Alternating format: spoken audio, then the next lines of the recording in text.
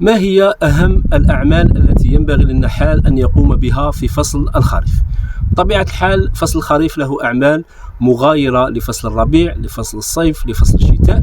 من أهم الأعمال التي ينبغي أن يقوم بها النحال بعد إجراء عملية الفحص طبعا هو إزالة الإطارات الفارغة، الإطارات التي لا تحتوي على النحل، لأن هذه الإطارات قد تسبب مشاكل داخل الخلية وقد تعود سلبا على الخلية. من بينها أن هذه الإطارات ستجعل الحضانة مشتتة، لأنه كما هو معلوم الملكة تفضل وضع الحضانة في قلب الإطار، فإذا كانت هنالك إطارات زائدة عن اللزوم فستضع الملكة في كل قلب إطار رقعة من الحضانة، وبطبيعة الحال هذا سيسبب إجهاد للنحل وتشتيت للحضانة، ويصعب على النحل الاعتناء والاهتمام بهذه الحضانة من جهة التغذية، فيبقى النحل ينتقل من إطار إلى إطار لتغذية هذه الحضانة، وهذا سيسبب إجهادا له. فيفضل أن الحضانة تكون في إطار واحد بدلا من أن تكون في إطارات متشتتة، فيصعب أو يسبب إجهاد من جهة التغذية.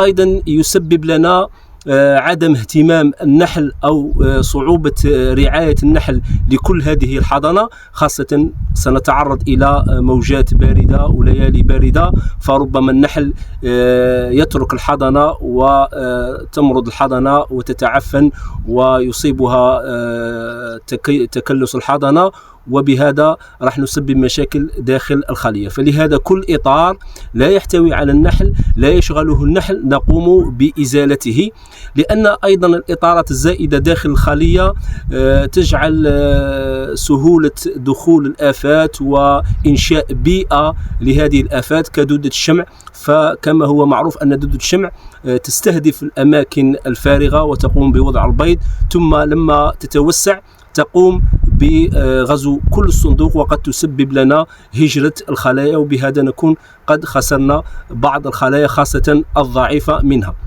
لهذا مهم جدا من الأعمال المهمة أننا ننزع كل إطار فارغ ونقوم بضغط النحل.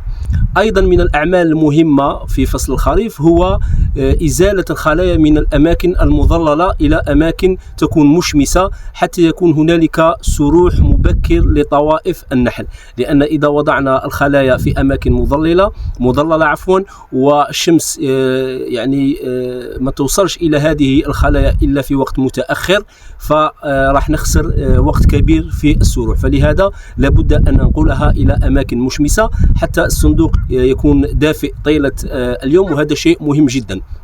أيضا من الأعمال المهمة نحاول أن نضغط النحل وأن ننقل الخلايا التي تكون على 3 إطارات 4 إطارات من صناديق كبيرة إلى صناديق صغيرة حتى نضغطها، أو نقوم بوضع عوازل. هذه العوازل التي تحافظ على بطبيعة الحال على درجات الحرارة التي تكون في الحضانة، لأن هذا الأمر قد يكلفنا الكثير من التغذية، لأن هذا الإجهاد في رفع درجات الحرارة النحل حتى يقوم برفع درجات الحرارة يستهلك كميات كبيرة من المخزون، والنحال بطبيعة الحال لابد أن يكون ذكيا ومحترفا في الحفاظ على المخزون ولا يتركه يضيع بدون فائدة. أيضا من الأعمال المهمة أيضا لابد أن نقوم بتصغير فتحات السروح على قدر الحاجة ولا نترك فتحات السروح كبيرة جدا. أيضا من الأعمال المهمة جدا هو أننا نحرص على نقل خلايانا إلى أماكن يكون بها مرعى، تكون بها أزهار تزهر في هذا الموسم وعلى رأسهم المجرمان، فلابد أن ننقل الخلايا تاعي إلى مكان تكون متوفر فيه نباتات مزهرة حتى أساعد في تجيش خلاياي. وأحرص على توفير المحلول السكري، لأن توسع الحضانة له شرطين في التغذية، هو حبوب اللقاح والمحلول السكري. فإذا توفر أحد الشرطين يعني لا يمكن للحضانة أن تتوسع إلا بهما الاثنين، حبوب اللقاح والتغذية والعسل أو المحلول السكري. وبطبيعة الحال نحن نعرف أن هذه الأيام الخريفية سيكون المقرمان بقوة، ستكون حبوب اللقاح بقوة، لهذا نغتنم هذه الفرصة ونقدم المحلول السكري. أيضا من الأشياء المهمة هو تركيز المحلول السكري، وأن نغذي محلول سكري مركز حتى يقوم بتخزينه، يعني نديروا كيلوغرام من السكر ولتر واحد من الماء حتى يقوم النحل بتخزين هذا المحلول. أيضا من الأعمال المهمة جدا في فصل الخريف هو التقليل، محاولة التقليل من فحص الخلايا، تجنب فحص الخلايا في الأوقات الباردة. الأفضل أننا نقوم بفحص الخلايا في منتصف النهار لما تكون الشمس يعني الجو مشمس، تجنب وضع الخلايا في الأماكن التي تكون باردة نوعا ما، التي تكون مباشرة على الواجهة البحرية وتكون أكثر عرضة للتيارات الهوائية الباردة. هذه كلها يعني نجتنبها حتى نحافظ على الخلايا.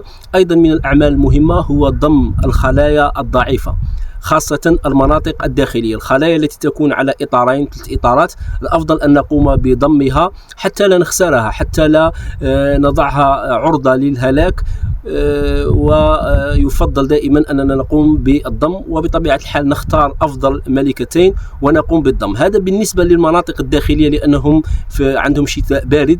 أما المناطق الساحلية نوعا ما يمكن أن يمر الشتاء على خلية فيها 3 إطارات عادي جدا، يعني احنا عندنا شتاء نوعا ما دافئ مقارنة بالولايات الداخلية. مهم جدا أننا نقوم بعملية الضم للخلايا الضعيفة التي تكون بإطارين.